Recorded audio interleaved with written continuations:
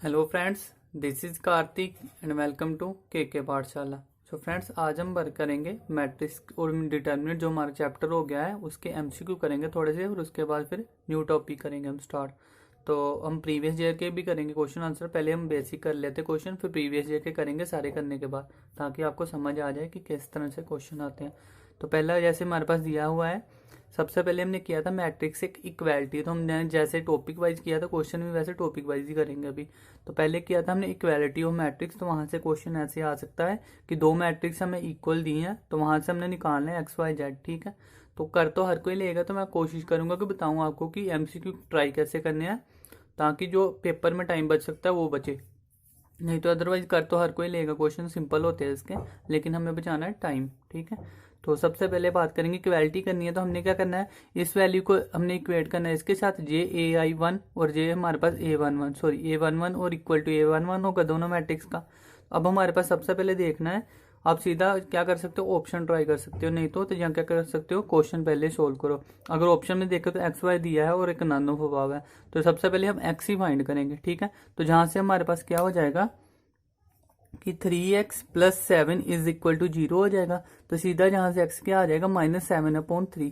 अब हमने देखना है x कहाँ कहाँ 7/3 दिया है, तो जहां भी दिया है, जहां भी दिया, जहां भी दिया, तो हमारे पास क्या हो जाएगा, हमें y पुट करने की जरूरत ही नहीं है, क्योंकि अगर x नहीं आ रहा तो y क्यों करेंगे हम। ठीक है ना, तो इसका सीधा आंसर हो जाना था option D, none of above. ठीक है, तो आई होप इस तरह से क्वेश्चन आते हैं जहां पे आपका टाइम बचता है। तो आपको अगर एक्स फाइंड ही नहीं करने की जरूरत है वाई, तो क्यों करोगे आप। ठीक है ना, क्योंकि एक्स ही नहीं आ रहा हमारे पास। तो इस तरह से हमारे पास क्या हो जाएगा आंसर, एक्स इक्वल टू हो गया 7/3 -7/3, और जहां ऑप्शन में नहीं है तो सीधा नन ऑफ आंसर हो गया। इसके बाद सेकंड क्वेश्चन जो है हमारे पास, इफ ए आई जे। अब मैट्रिक्स हमारे पास क्या होती है, इसके बीच में ए आई जे क्या होता है, एलिमेंट होते हैं इसके, और ये होता है हमारे पास इसका ऑर्डर। ठीक है, तो सबसे पहले तो हमारे पास एक सीधा पूछ सकते हैं हमारे पास कि ऑर्डर उसका क्या है, 3x2 का ऑर्डर है, तो उसके एलिमेंट कितने होंगे, तो वो उसका मल्टीप्लाई होता है, तो 6 एलिमेंट हो जाएंगे। तो इस तरह से क्वेश्चन आ सकता है, वो भी आप देख लेना। अब इसमें हमारे पास ए आई जे एलिमेंट्स है, उसका m×n क्या दिया है, मैट्रिक्स दिया, उसने बोला कि इज स्क्वायर मैट्रिक्स। ठीक है, तो स्क्वायर मैट्रिक्स मैंने बताया था आपको कि जो रो और कॉलम होते हैं वो सेम होते हैं। तो चाहे जहां m×n दिया है, तो इसमें क्या होगा, रो और कॉलम सेम हो गया, तो उसने कंडीशन वही दी है कि m लेस देन होगा, ग्रेटर देन होगा, इक्वल होगा नन। तो क्या होगा हमारे पास, ऑप्शन सी हो जाएगा, m इक्वल टू होता है n के। ठीक है, तो बेसिक क्वेश्चन से हम हाई लेवल तक जाएंगे सारा। तो ये क्या हो गया हमारे पास, जब भी स्क्वायर मैट्रिक्स होगी तो उसमें रो और कॉलम एलिमेंट्स क्या होते हैं, सेम होता है। तो m होते हैं रो एलिमेंट्स, और n क्या होते हैं, जो नंबर ऑफ हमारे पास क्या होते हैं, कॉलम होते हैं। ठीक है, तो number of row equal to number of column होते हैं। तो इसके बाद हमारे पास क्या है, थर्ड क्वेश्चन। थर्ड क्वेश्चन क्या कह रहा है हमारे पास, इसका ऑप्शन सही हो गया।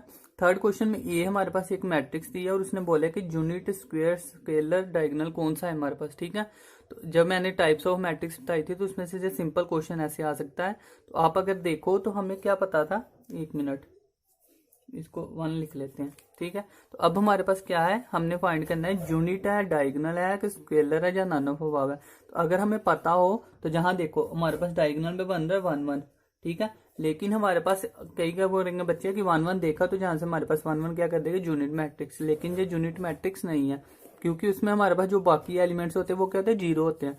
लेकिन जहां पे हमारे पास 2 दिया है, तो इसलिए हमारे पास ना तो जो यूनिट मैट्रिक्स होगा, ना डायगोनल होगा, ना स्क्वेलर होगा, तो इसका ऑप्शन भी आएगा नन ऑफ अबव। तो मैं बता देता हूँ कि वो होते भी क्या है हमारे पास। यूनिट मैट्रिक्स में क्या होता है, कोई भी हमारा मैट्रिक्स है, जैसे हमारे पास जहां पे कर लेते हैं सोल्व थोड़ा सा, जी मैट्रिक्स 2 2 की है, 3 3 का भी सेम होगा। उसमें डायगोनल एलिमेंट्स हमारे पास हो सकते हैं कुछ भी, जैसे मान लो 1 1 दिया है, बाकी एलिमेंट्स सारे क्या होंगे, 0 होंगे। तो डायगोनल 1 1 दिया है, तो ये यूनिट हो गया हमारे पास। इसी तरह से हमारे पास ये क्या है, डायगोनल एलिमेंट्स है, मीन्स की जो हमारे पास यूनिट है, अगर 1 1 दिया है, अगर यही हमारे पास क्या हो जाए, 2 और 3 हो जाए।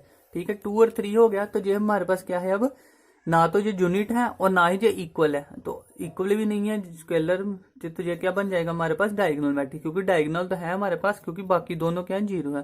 और अगर ये दोनों सेम हो जाए, तो वो हमारे पास क्या हो जाता है, स्केलर। स्केलर का मतलब क्या होता है कि कोई कॉन्स्टेंट उसमें मल्टीप्लाई हो गया, तो 2 कॉमन निकाल ले तो 1 1 ही बचेगा। तो कोई जब हम यूनिट के साथ कोई स्केलर मल्टीप्लाई कर दे तो स्केलर मैट्रिक्स बन जाता है। ठीक है, तो इसमें तो ऑप्शन वैसे 4th ही आएगा हमारे पास, नन ऑफ अबव। अब ये हमारे पास इंपॉर्टेंट क्वेश्चन है, ये बहुत कम मिलता है, बुक्स में दिया हुआ है तो मैं करवा दिया। The number of all possible matrix of order 3x3 of each entry 0 और 1 इज। ठीक है, तो ये कह क्या रहा है, तो इसको मैं थोड़ा सा पहले एक्सप्लेन करूंगा क्योंकि मैंने बताया नहीं था। ठीक है, तो जब हमारे पास क्या कह रहा है सॉरी, कि मैट्रिक्स है हमारे पास 3x3 की, ये हमारे पास 3x3 की मैट्रिक्स है। अब इसमें क्या कह रहा है कि एंट्री होनी है हमारे पास विद ईच एंट्री 0 और 2। कह रहा है कि इसमें एंट्री क्या होगी, विद ईच एंट्री 0 और 2। इसमें जो एलिमेंट होंगे ना, जहां तो वो 0 के होंगे, जहां हमारे पास 2 होंगे, इसके अलावा और कोई एलिमेंट हमारे पास नहीं आ सकता है। तो कह रहे हैं कि कितने पॉसिबल आउटकम हमारे पास, जब कितने पॉसिबल हमारे पास मैट्रिक्स बन सकती हैं कि अगर हम 0 लगाएं या 2 लगाएं, कि अलग अलग करें। ठीक है, मान लो हमारे पास ये सारा 0, एक जहां पे 2 आ गया, फिर जहां पे सारे के सारे 0 और जहां 2 आ गया, इसी तरह से हमारे पास सारे 2 है 0। तो इस तरह से कितने मैट्रिक्स बन सकते हैं। ठीक है, तो इसका शॉर्टकट था, मैंने बताया नहीं था तब, तो अब समझा देता हूँ। सबसे पहले तो क्या हमें देखना है कि जो हमारे पास नंबर ऑफ एंट्रीज है वो कितनी है। तो एक तो क्या है 1 और 2 एंट्रीज है, तो क्या आएगा हमारे पास नंबर ऑफ एंट्री जितनी भी है हमारे पास, जहां पे 2 है 3 भी हो सकती है 4 भी हो सकती है, जितनी भी नंबर ऑफ एंट्रीज है उसको हमने क्या कर देना है, मल्टीप्लाई। ठीक है, मल्टीप्लाई मीन्स की प्लस। ठीक है, जहां पे हमारे इसको नंबर ऑफ एंट्री देखनी है हमने, तो जहां पे हम क्या है एक ही एंट्री है ना जे, और जे 2 हमारे पास एक ही एंट्री है, तो 1 1 2 एंट्री होगी, मतलब इसको ये नहीं करना मल्टीप्लाई, अदरवाइज तो 0 हो जाएगा। ठीक है, और प्लस मीन्स की ये नहीं किया कि जहां 3 होता, जहां पे चाहे 2 की जगह 3 भी हो जाए, हमने नंबर देखने की कितने, तो नंबर तो ये 2 ही रहेंगे ना, एक 0 और एक 3। तो नंबर ऑफ एलिमेंट हमारे पास जो एंट्री होगी वो, और उसकी पावर कर देनी है हमने, किससे कर देनी है, जो उसका ऑर्डर होगा। तो 3x3 ऑर्डर है, तो इसको क्या लिख सकते हैं हम, ऑर्डर लिख लेते हैं। ठीक है, अब मैं सोल्व करके बताता हूँ। तो नंबर ऑफ एंट्री कितनी होगी 2, और इसकी पावर कितनी होगी 3x3 कितना हो गया 9। 2 की पावर 9 होता है हमारे पास 5 1 2। ठीक है, तो ये हमारे पास आंसर हो जाना था। यहाँ स्पेस नहीं तो मैंने ऑप्शन नहीं लिखी, वैसे भी मैंने समझाना था तो इसलिए मैंने सीधा समझा दिया आपको। ठीक है, तो ये ध्यान रखना है, हमारे पास क्या होगा नंबर ऑफ एंट्रीज, अगर जहां 2 है तो 2 है, अगर 3 होंगी तो 3 लिख देनी है। जहां हमारे पास ऑर्डर 2x2 का भी हो सकता है तो 4 आ जाएगा, अगर 4x4 का वो तो सिलेबस में नहीं है तो नहीं आएगा। ठीक है, तो मोस्टली यही आता है, तो जो मैंने आपको समझा दिया। जब भी जहां पे 3x3 हो और जहां 2 एंट्री हो, नंबर चाहे उसमें एंट्री में कोई भी हो, तो आप सीधा याद रख लो कि 5 1 2 होगा 1 6 का। ठीक है, तो ये था 4th क्वेश्चन। इसके बाद 5th क्वेश्चन करते हैं। तो 5th क्वेश्चन क्या दिया है हमारे पास, कह रहा है कि A is matrix with order 3x4, कि ए कोई मैट्रिक्स है जिसका ऑर्डर क्या है 3x4 है। मैं लिख देता हूँ साथ में, जे ए कोई मैट्रिक्स है जिसका ऑर्डर 3x4 है।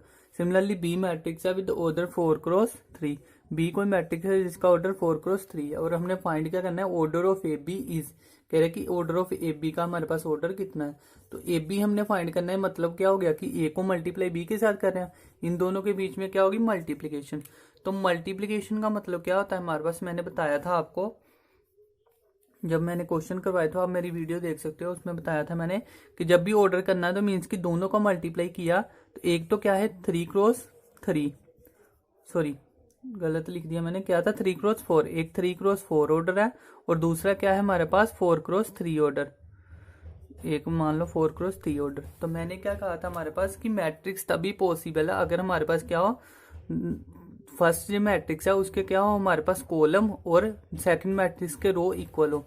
तो जो हमारे पास कॉलम दोनों के तो इक्वल है, मीन्स कि इसकी मैट्रिक्स हमारे पास क्या है पॉसिबल है। तो इसमें फर्स्ट सेकंड और थर्ड में से कोई ऑप्शन होगा, नॉन ऑफ अबव नहीं हो सकता, कोई ना कोई आंसर इसका पक्का आएगा।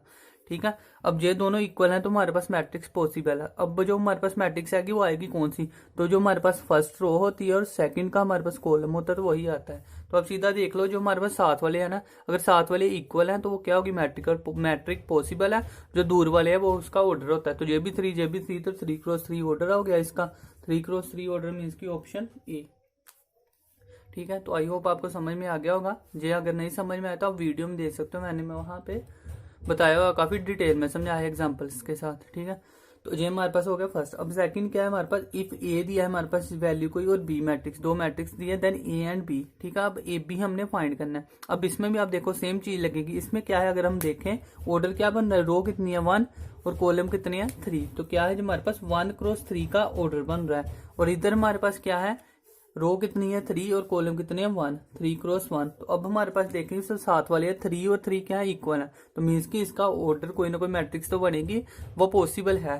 तो ये नन ऑफ अब नहीं आएगा, ये तो पक्का है। अब हमारे पास ऑर्डर क्या बनेगा, तो 1 क्रॉस 1 बाहर वाले बनेंगे ना, बाहर जहां भी 1 जहां भी 1, तो 1 क्रॉस 1 का ऑर्डर बनेगा। तो सीधा देख लो, इसको सोल्व करने की जरूरत ही नहीं है, हमने ऑर्डर देख लिया वहीं से आंसर आ गया। ये 3 1 क्रॉस 1 नहीं है, ये भी 1 क्रॉस 1 नहीं है, नन ऑफ अब हो नहीं सकता क्योंकि इसकी मैट्रिक्स पॉसिबल है, तो जाइए इसका आंसर होगा। बिना सोल्व किए हमने देख लिया ऑप्शन से, ठीक है। तो इस तरह से आपने अगर करने जाओगे ट्राई तो कम से कम 30 सेकंड तो आपके कम से कम बचेंगे, ठीक है।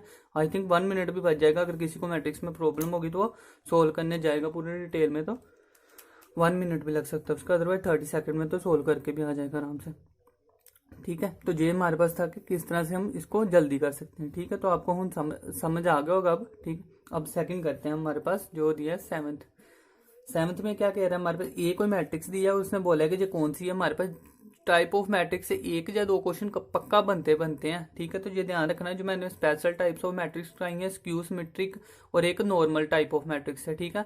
इनमें से 2 क्वेश्चन पक्का बनते हैं हर बार, तो इसको ध्यान से रखना है। अब इसमें देखो क्या कह रहा है, हमारे पास कौन सी है जो यूनिट मैट्रिक्स है, डायगोनल है। तो देखो हमारे पास जहां पे डायगोनल, हमने हमेशा प्रिंसिपल डायगोनल देखने होते हैं, वीडियो में देख लेना, मैंने समझाया था, ठीक है। अब ये 1 1 है तो जिसको हम डायगोनल नहीं लेंगे, क्योंकि ये सेकेंडरी डायगोनल, हमने हमेशा प्रिंसिपल डायगोनल लेने होते हैं। तो ये तो 0 0 है, तो मीन्स की ये ना तो यूनिट मैट्रिक्स होगा ना ही डायगोनल, तो फर्स्ट सेकंड तो खत्म हो गया ऑप्शन। अब हमारे पास बचा सिमेट्रिक और स्क्यू सिमेट्रिक, सिमेट्रिक और स्क्यू सिमेट्रिक बचा, तो सिमेट्रिक होगा कि स्क्यू सिमेट्रिक होगा। अब अगर आप देखोगे इसकी 2 प्रॉपर्टीज होती है, मैंने समझाई थी। अगर आप स्क्यू सिमेट्रिक की मैट्रिक्स समझ लोगे कि इसके डायगोनल क्या होता है 0, तो आप लगा दोगे कि ये स्क्यू सिमेट्रिक मैट्रिक्स है, लेकिन गलत है, ठीक है। क्योंकि हमें इनसे मतलब नहीं है, हमारे पास 2 प्रॉपर्टी होती हैं। जब मैंने स्क्यू सिमेट्रिक जब सिमेट्रिक समझाया था, आप देख लेना वहां पे जाके, मैंने कहा क्या था कि सिमेट्रिक में हमारे पास ये जरूरी नहीं होता कि डायगोनल 0 है या नहीं है, लेकिन स्क्यू सिमेट्रिक में डायगोनल 0 होते हैं, ठीक है। लेकिन सिमेट्रिक में भी डायगोनल 0 हो जाए तो वो जरूरी नहीं है कि वो स्क्यू सिमेट्रिक है। हमें और क्या देखनी होती है, एक चीज जो इसके सेकेंडरी डायगोनल है, जिसके ऑपोजिट बन रहे हैं, ए आई जे इज इक्वल टू ए जे आई के होना चाहिए, ठीक है। अगर ये दोनों इक्वल है तो वहां से देखते हैं, अगर सिमेट्रिक होगा तो ये इस तरह से होगा, अगर स्क्यू सिमेट्रिक होगा तो वो माइनस में होगा। तो अब हमारे पास जहां पे क्या है 1 इक्वल टू 1, तो ए आई जे इक्वल टू है ए जे ए के, तो इस हिसाब से हमारे पास सिमेट्रिक मैट्रिक्स बनेगी, ठीक है। तो इसका ऑप्शन आएगा सिमेट्रिक मैट्रिक्स। कभी भी इसका ये नहीं कर देना आपने कि डायगोनल 0 तो ये स्क्यू सिमेट्रिक है। तो दोनों प्रॉपर्टीज को देख के ध्यान में रख के फिर हमने ऑप्शन लगाना है, ठीक है। तो जहां पे स्क्यू सिमेट्रिक मैट्रिक्स नहीं आएगी, अगर हाँ हमारे पास जहां पे आ जाता -1, अगर जहां पे -1 आ जाता तो फिर हो जाता हमारे पे ए आई जे माइनस का जे आई बन जाता है, ठीक है ना। ये क्या है 1 2 और ये 2 1 है, ठीक है। इस तरह से होता है आई जे जे आई 1 2 और 2 1, ठीक है। इस तरह से बनता है हमारे पास। ये माइनस में अब डायगोनल भी 0 है। अब हमारे पास अगर जे मान लो माइनस में आ गया और जहां पे आ गया 1, तो फिर भी ये स्क्यू सिमेट्रिक नहीं है, क्योंकि हमारे पास जे तो हो गया लेकिन डायगोनल हमारे पास 0 होते ही होते हैं स्क्यू सिमेट्रिक में, ठीक है। सिमेट्रिक में जरूरी नहीं है कि डायगोनल 0 हो, लेकिन स्क्यू सिमेट्रिक में 0 होते ही होते हैं। तो आई होप आपको समझ में आ गया होगा क्या समझा रहा हूं मैं। इसका आगे ऑप्शन सी, ठीक है।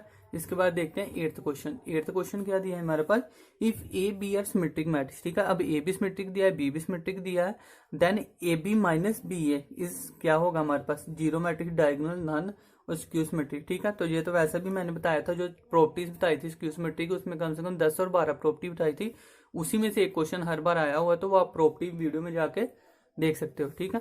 तो नोट्स बनाते जाना साथ में। तो इसका क्या आ जाएगा, सीधा सीधा स्क्यू सिमेट्रिक मैट्रिक्स आ जाएगा ऑप्शन, ठीक है।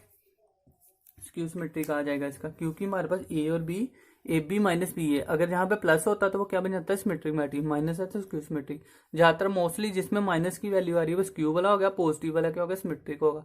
तो ऐसा भी आप याद रख सकते हो, लेकिन कई जगह वो अप्लाई नहीं होता, तो बिल्कुल उसको रट्टा लगा के नहीं जाना, थोड़ा सा समझ के फिर याद करना है, ठीक है। अब क्या है हमारे पास, if A is both symmetric and skew symmetric, ठीक है। कह रहे कि ए हमारे पास सिमेट्रिक भी है, कोई मैट्रिक्स है, कोई मान लो यही मैट्रिक्स है, ठीक है, सपोज मान लो। तो कह रहे कि वो सिमेट्रिक भी है और स्क्यू सिमेट्रिक भी है। अगर वो दोनों है, सिमेट्रिक भी है स्क्यू सिमेट्रिक भी है, तो कह रहे कि वो कौन सी मैट्रिक्स होगी, तो वो हमारे पास हमेशा क्या होगी, 0 मैट्रिक्स होगी, जिसको हम क्या बोल सकते हैं, नल मैट्रिक्स भी बोल सकते हैं, एम्प्टी मैट्रिक्स कुछ भी बोल सकते हैं, वॉइड मैट्रिक्स भी बोलते हैं, ठीक है। काफी नाम है उसका, तो नाम भी ज्यादा रखने, 0 वॉइड नल और ये हमारे पास जो भी दिए सारा एम्प्टी मैट्रिक्स, ठीक है। तो इस तरह से हमारे पास ये सारे क्या है, कह रहे हैं कि सिमेट्रिक भी है और स्क्यू सिमेट्रिक है, तो नल मैट्रिक्स होगी, क्योंकि अगर हमारे पास माइनस होगा तो तभी स्क्यू सिमेट्रिक होगी, अगर 1 होगा तो तभी सिमेट्रिक होगी। ठीक है, तो ये एक ही टाइम पे दोनों पॉसिबल तो है नहीं, लेकिन 0 0 में हो सकता है, क्योंकि 0 में माइनस मल्टीप्लाई कर दो कोई फर्क नहीं पड़ेगा, तो वो हमारे पास नल मैट्रिक्स होती है। ठीक है, तो ये था 9th ऑप्शन। अब 10th क्वेश्चन करते हैं हम, लास्ट ही करते हैं, उसके बाद नेक्स्ट वीडियो में करेंगे हम ट्राई। तो मैं कर देता हूँ साथ में। ये हमारे पास मान लो 10th क्वेश्चन में क्या कह रहा हूँ, ये हमारे पास दिया है एक ए मैट्रिक्स दिया कोई 2 1 3, कह रहे हैं कि ये हमारे पास कोई ए मैट्रिक्स दिया है और हमने फाइंड करना है ए और ए डैश, हमने क्या करना है फाइंड करना है कि ये क्या होगी इसकी वैल्यू। ठीक है, तो ऑप्शन हमारे पास क्या दिए हैं 4 1 9, बी ऑप्शन क्या आ गया हमारे पास 9 4 1, सी ऑप्शन आ गया हमारे पास 14 और डी ऑप्शन आ गया हमारे पास, लगा लो कोई नन। ठीक है, अब हमारे पास जहां से हमने देखना है कि कौन सी मैट्रिक्स आएगी। अब देखो हमारे पास अगर ध्यान से देखें, जो पिछली किया ना हमने क्वेश्चन, कौन सा क्वेश्चन किया था 6th क्वेश्चन आई थिंक किया था, सेम उसके जैसा। अब ए और ए डैश का मतलब क्या हो गया, उसका ट्रांसपोज मीन्स की यही वैल्यू इसका ट्रांसफर रो कॉलम में चेंज हो जाएगा, तो इसका मतलब क्या होगा ना 2 1 3 यही बन जाएगा ए ट्रांसपोज का मतलब, ए ट्रांसपोज का मतलब यही होगा। अब हमने क्या करना है, फिर इसको सोल्व नहीं करना है, सोल्व नहीं करना तो हमने क्या करना है, इसमें हम लगाएंगे फिर ऑर्डर वाली प्रॉपर्टी। ठीक है, तो ऑर्डर वाली प्रॉपर्टी क्या थी, जे है 3x1 और जे है 1x जे है 1x3 मैट्रिक्स और जे क्या है 3x1 मैट्रिक्स। तो ये दोनों तो इक्वल आ रहे हैं, तो मतलब कि हमारे पास प्रॉपर्टी क्या होगी, होल्ड होगी, मैट्रिक्स कोई ना कोई आंसर तो आएगा, तो नॉन ऑप्शन नहीं हो सकता इसका। उसके बाद जहां वन है जहां भी वन है तो 1x1 का आएगा, तो जे भी 1x नहीं है, जे भी 1x नहीं है, तो ये आंसर हो गया इसका। तो बिना सोल्व किए हमने कर लिया। ठीक है, बिस ऑर्डर की प्रॉपर्टी से। तो इसलिए मैं कह रहा हूँ कि ये काफी इंपॉर्टेंट चीजें हैं जो आपको ध्यान में रखनी होगी अगर टाइम बचाना है, अदरवाइज सोल्व हर कोई कर लेगा लेकिन टाइम नहीं होगा वहां पे, तो वो चीज का ध्यान रखना है आपने। ठीक है, तो अभी के लिए इतना ही, 10 क्वेश्चन काफ़ी हैं आई थिंक, और वीडियो भी काफ़ी लंबी हो जाएगी अदरवाइज। तो अगर वीडियो पसंद आ रही हो, मेरा क्वेश्चन आपको जो भी कह रहे हैं वो पसंद आ रहे हैं, तो वीडियो को लाइक शेयर और सब्सक्राइब कर दो, ज़्यादा से ज़्यादा फ्रेंड्स को बताओ। और एक चीज़ मैंने और बतानी थी आपको कि जो डेट है एग्ज़ाम की वो एक्सटेंड हो गई है, तो इसी वजह से हम आराम से सिलेबस भी कंप्लीट कर लेंगे। वो आई थिंक 5 मई, मुझे कंफर्म नहीं है, वैसे मैं वीडियो बना दूंगा उसकी अलग से, मुझे टाइम नहीं लगा पहले। तो आई थिंक वैसे 5 मई हो गई है उसकी डेट और 6 मई उसकी हो गई है फीस की डेट। ठीक है, ये हमारे पास लास्ट डेट है। तो अगर आप सोच सकते हो कि मई तक हमारे पास एग्जाम की फिल करने की डेट हो गई है, तो जून जुलाई कहीं नहीं गया आपका एग्जाम का, तो कम से कम हमारे पास 3 मंथ अभी और पड़े हैं, तो तब तक सिलेबस कवर हो जाएगा ऑलमोस्ट हमारे पास, आराम से कर लेंगे हम। ठीक है, तो ज़्यादा से ज़्यादा सबको बताओ ताकि हम क्या कर सके, लाइव वीडियो कर सके। तो लाइव वीडियो के लिए कम से कम हमें क्या चाहिए 1000 सब्सक्राइबर चाहिए होती है, और उसके बिना वो लाइव वीडियो नहीं होती। फिर एमसीक्यू हम लाइव कर सकेंगे और साथ में आप क्वेश्चन भी अप्लाई कर सकोगे। तो इसलिए ज़्यादा से ज़्यादा शेयर करो ताकि लोगों को पता चल सके, लाइव वीडियो ले सके, उससे आपको ज़्यादा फायदा होगा। ठीक है, तो थैंक यू, अभी के लिए इतना ही।